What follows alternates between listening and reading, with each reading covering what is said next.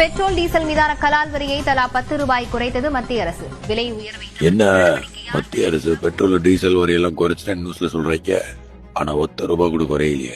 இதுலயும் ஏமாத்துறாங்க மத்திய அரசு. முத்தண்ண கொஞ்சம் உணர்ச்சி வசப்படாம இருங்க.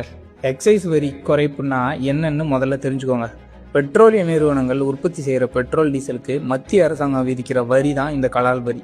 இந்த கலால் வரியை குறைச்சா பெட்ரோல் டீசல் விலை குறையுங்கிறது உண்மைதான்.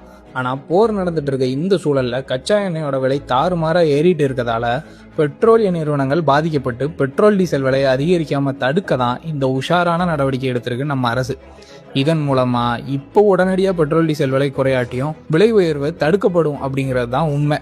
உதாரணத்துக்கு நவம்பர் 2021 ஒரு முறை, மே 2022 ஒரு முறைன்னு இதுக்கு முன்னையும் மத்திய அரசு 2 முறை கலால் வரியை குறைச்சாங்க.